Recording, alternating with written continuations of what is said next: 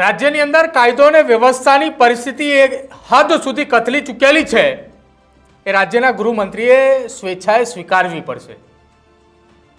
જ્યારે કોઈ ફરિયાદી પોલીસ મથકે જાય છે, ફરિયાદ કરે છે અને પોતે એમ કહે છે કે આ જગ્યાએ આ વિસ્તારની અંદર ગેરકાયદેસર બાંધકામ છે અથવા તો આ વિસ્તારની અંદર લેન્ડ ગ્રેબિંગ અંતર્ગત તે અરજી કરે છે અને વ્યક્તિની જાહેરમાં હત્યા કરી દેવામાં આવે છે।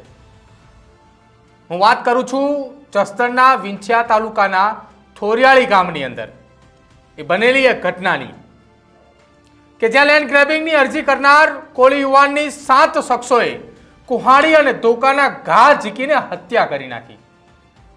આ બનાવમાં 7 શખ્સો સામે ફરિયાદ પણ નોંધાઈ અને નામજોગ ફરિયાદ બાદ પણ પોલીસ માત્ર 2 શખ્સોની જ ધરપકડ કરી ચૂકી છે। હજુ સુધી અન્ય આરોપીઓની પોલીસ શોધખોળ કરી રહી છે, પરંતુ એ પોલીસને પણ એ ખબર હતી કે આ ઘટનાની અંદર આવું કંઈક થઈ શકે છે।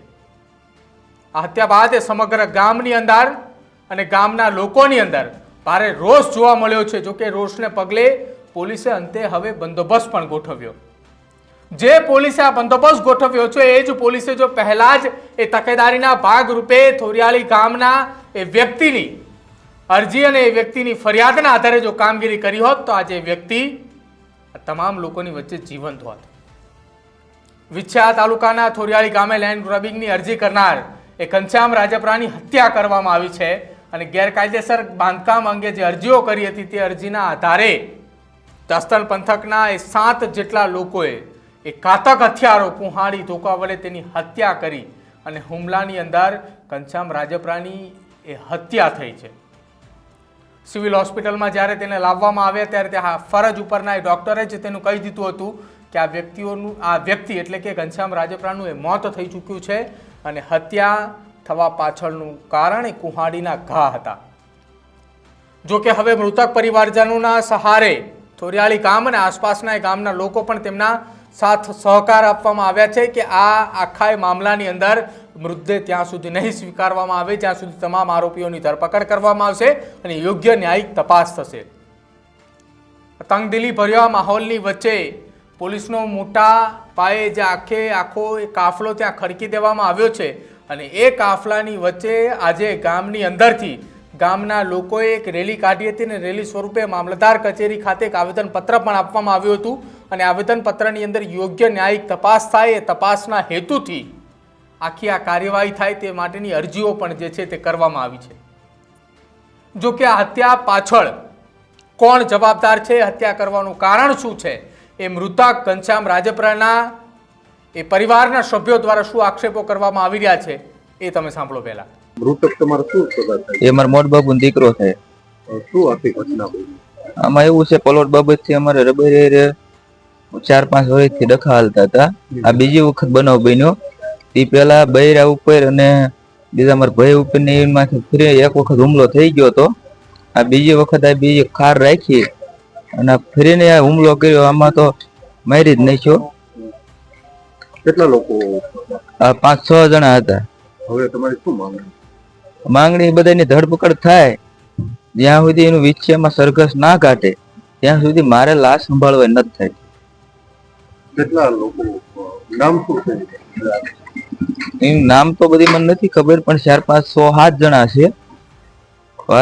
4-5 જણા 7 જણા એ બધા ફરીને હુમલો કર્યો। આ બીજી વખત। આજે વિંછિયા ગામ બંધ છે કે? વિંછિયા ખૂબ બંધ છે, વિંછિયા બંધનું એલાન છે। પરિવારના સભ્યો દ્વારા જે આક્ષેપો કરવામાં આવ્યા છે આ ઘટનાની જાણ એ વિંછિયા પોલીસને પણ હતી। જે ઘટના અગાઉ ભૂતકાળમાં એકવાર બની ચૂકી છે, ભૂતકાળમાં એ ઘનશ્યામ રાજપરાના પરિવારના એ મહિલાઓ સાથે આ પ્રકારની ઘટના બની ચૂકી છે કે તેમના ઉપર હુમલાની ઘટના બની હતી। તેમ છતાંય ઘનશ્યામ ગઢવીએ લેન્ડ ગ્રેબિંગની અરજી કરી, એ ગેરકાયદેસર બાંધકામની અરજી કરી, કેમ કે તેના વિસ્તારની અંદર જે બાંધકામ ચાલી રહ્યું હતું ત્યાં તંત્રની નજર તો નહોતી પહોંચી, પરંતુ તેને અરજી કરીને એ અરજીની સામે તેનો ખાર રાખીને 7 શખ્સોએ ઘનશ્યામ રાજપરાને મોતને ઘાટ ઉતાર્યો। જો કે વિંછિયા તાલુકાના એ થોરિયાળી ગામની અંદર કોળી સમાજના આગેવાનો દ્વારા એક અરજી જે છે તે મામલતદાર કચેરી આપવામાં આવી હતી અને એ મામલતદાર કચેરી અરજી આપ્યા બાદ આખા આ મામલે યોગ્ય ન્યાયિક તપાસ થાય અને તપાસ હેતુથી વિછ્યા બંધનું એલાન આપવામાં આવ્યું હતું ને બંધને સમર્થન પણ મળ્યું અને સમગ્ર વિછ્યા આજે બંધ જોવા મળ્યું. પરંતુ રાજ્યની એ સરકારના એ અધિકારીઓએ વિચારવું પડશે કે જો ગુજરાત સરકારની અંદર પોલીસ ઉપરથી એ ગુજરાતની જનતાને ભરોસો ઉઠી જશે ને તો આગામી સમયની અંદર કોઈ પોલીસ મથકે અરજી પણ નહીં આવે અને ગુનેગારોએ બેફામ ફરતા જોવા મળશે. શું કહ્યું એ સામાજિક આગેવાનોએ એ મામલતદાર કચેરી આવેદન આપતી વખતે એ પણ સાંભળો. આજે વિછ્યા બંધનું એલાન એટલા માટે આપવામાં આવ્યું છે કે બોટાદ રોડ ઉપર ઘનશ્યામભાઈ શિવાભાઈ રાજપરાનું જીવલેણો હુમલો કરવામાં આવેલો હતો એના જ. શું તમારી માંગ શું? અમારી માંગ એ છે કે આ જે વિછ્યા તાલુકો અને વિછ્યાના અડધા ફરતા ગામમાં જે આ આવારા તત્વો વધી ગયા છે તો આને ડામવા માટે આપણે કાંઈક પણ બધાએ ભેગા થઈ નિર્ણય લેવો પડે એવી સ્થિતિ છે. એના માટે તમારી અત્યારે જે માંગ છે અમારી અત્યારની માંગ એ છે કે જ્યાં સુધી અમને આ આરોપીઓ બધા પકડાય નહીં ત્યાં સુધી અમારે લાશ લેવાની નથી. વિછ્યા બંધ આજનો દિવસ સાંજ સુધીનો આપણે અલ્ટિમેટ આપેલું. તમે શું કહેશો કે આવા અવારનવાર બનાવ બનતા અને ખાસ કરીને જે રાવળાની જગ્યા છે કબજા હકમાં સરકાર ફેરવતી નથી, આજે સમગ્ર મામલો હતો એ બાબતે જ હતો. હવે રાવળા હકની જગ્યા છે એ હકીકત ઠાકરના દિવેલિયામાં આપેલી જગ્યા હતી અને એ હતી અમારા શિવાદાદાની એની જ જગ્યા એ જમીન હતી. અને આ લોકોએ અમુક વર્ષો પહેલા આજે કંઈક એકા બીજી પાસેથી થોડા દાદા 2-5 હજાર રૂપિયા લઈને આપી દીધેલી. અમે તો મફત આપેલી હતી એ જગ્યા. સરપંચ, આ જે શરૂઆત જે છે એ લેન્ડ ગ્રેબિંગની ફરિયાદને લઈને થઈ છે, આપનું શું માનવું છે? શું કહેવું છે? આજે કેટલા બનાવ બન્યા છે?